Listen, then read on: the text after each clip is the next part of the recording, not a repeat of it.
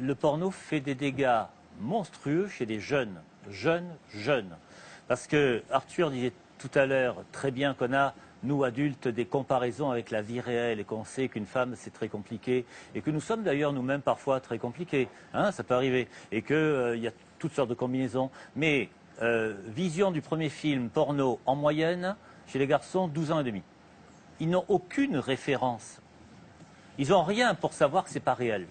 Alors évidemment, le porno, c'est pas réel. Si vous tapez, par exemple, il y a un truc qui m'a toujours éclaté, c'est l'utilisation du plombier dans les films pornographiques. Oui, on a vu tout à l'heure une allusion dans une publicité anglo-saxonne. Vous tapez porn plumber, parce que la langue, de toute façon, du porno, c'est l'anglais, on le sait, c'est une espèce d'impérialisme général, et c'est un anglais très pauvre. Hein. Suck my cock, c'est de l'anglais en monosyllabe, vous voyez. Alors, le plombier qui arrive, d'abord, il arrive. Là, on voit déjà qu'on est dans la fiction. Vous voyez, il arrive 10 minutes après qu'on l'a appelé. Très grand moment. Pardon d'être un peu ironique, mais est-ce que c'est pas le porno des années 70 que vous nous racontez? Non. Parce que depuis, il y en a eu d'autres. Ça sont des pornos.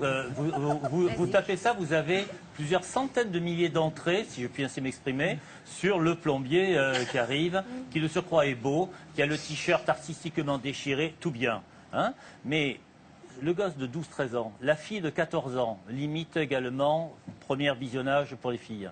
Ils ne savent pas que c'est pas vrai. Mais il tape plombier aussi. Ils croient effectivement que c'est ce qui se fait. Alors, on en avait parlé via Internet, les positions des films porno ne sont pas des positions réalistes. En tout cas, ce ne sont pas des positions qui permettent 9 fois sur 10 à la fille de jouir. Vous ne pensez pas qu'aujourd'hui, les jeunes qui possèdent tous ces codes-là, les codes du porno, ils les maîtrisent beaucoup mieux que nous? Oui, mais ils maîtrisent aussi le code du fast-food et ils vont au fast-food. Oui, c'est exactement la même chose. C'est-à-dire qu'ils bouffent de la merde et ils regardent de la merde. Mais voilà. Est-ce que vous pensez qu'ils le prennent au premier degré? C'est la question. Ils doivent le prendre au premier degré parce que toutes les enquêtes, la dernière c'était au Québec il y a 2 mois, disent que 25% des 16 à 25 ans ont de très sérieux problèmes d'érection. Et que le Viagra, actuellement, se vend à 40% sur les moins de 40 ans. Alors là, on est sur quelque chose, vous allez dire d'ailleurs que la liaison entre le Viagra et le porno, c'est là le cœur du problème, c'est-à-dire que le porno gratuit vend quelque chose et vend entre autres des médicaments, etc. Regardez le spam qu'on reçoit dès qu'on va sur des sites porno. Hein. Et ce qui est dramatique, c'est que des jeunes sont détruits par ça. Les sexologues soignent de plus en plus des addictions au porno avec des critères sur l'addiction. Alors est-ce que c'est 1 heure, 2 heures, 3 heures, 6 heures de porno par jour? Parce qu'on arrive à ça.